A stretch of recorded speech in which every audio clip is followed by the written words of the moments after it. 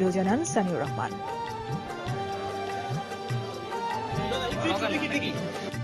জামাত শিবিরের বিপক্ষে লেখার কারণে রাজাকার বিরোধী বই ও ফেসবুকে ধর্ম ব্যবসায়ীদের বিরুদ্ধে লেখালেখি করার কারণেই ধারালো অস্ত্র দিয়ে গুরুতর জখম করা হয়েছে সানিউর রহমানকে।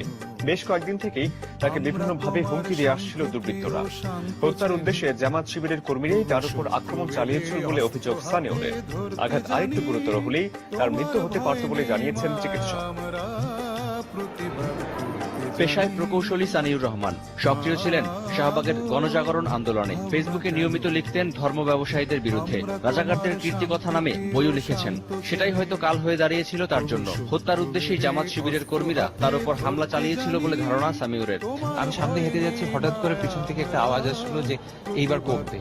আর তাদের যে ড্রেস আপটা, আমি সরাসরি যাচ্ছি যে তাদের দেখতে মাদ্রাসার ছাত্র অথবা জামাত শিবির কর্মী হিসেবে মনে হলো আমার কাছে। তিনি জানান, বেশ কয়েকদিন থেকেই তাকে বিভিন্নভাবে হুমকি দিয়ে আসছিল দুর্বৃত্তরা। তার মতো আর কেউ যেন এমন হামলার শিকার না হয় তার নিরাপত্তা চেয়েছেন তিনি। চিকিৎসকরা জানান, আঘাত আরেকটু গুরুতর হলেই মৃত্যু হতে পারত সামিউরের। এটা যদি আরো একটু ডিপে যেত, অবশ্যই তার ব্রেন ইনভলভ করতো। তার ব্রেন যদি একবার ইনভলভ হয় তাহলে অবশ্যই সে মৃত্যু হতেই পারে। বৃহস্পতিবার রাতে মিরপুরে ধারালো অস্ত্র দিয়ে কুপিয়ে গুরুতরভাবে জখম করা হয় সামিউরকে। আরিফুল ইসলাম, দেশ টিভি, ঢাকা। রক্তাক্ত অবস্থায় তাকে উদ্ধার করে নিয়ে যাওয়া হয় কাছের একটি ক্লিনিকে। পরে তাকে পাঠানো হয় ঢাকা মেডিকেল কলেজ হাসপাতালে।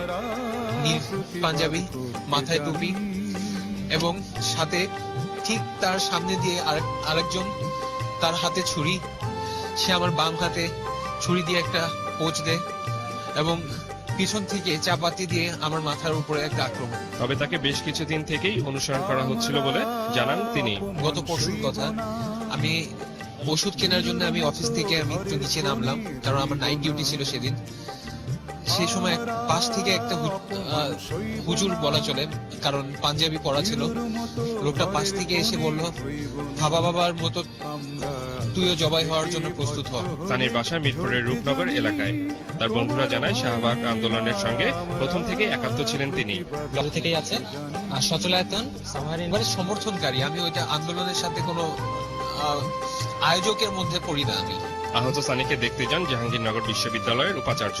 যে যুদ্ধাপরাধী শক্তি এবং তাদের এই দুর্বৃত্তরা তারা কি ধরনের জঘন্য কাজ করতে পারে এবং সেই আরো যে তাদের হত্যা তালিকায় নিশ্চয়ই অনেকেই আছে, সেগুলো করতে পারে একটার পর একটা। এরা নিবৃত্ত হবে না।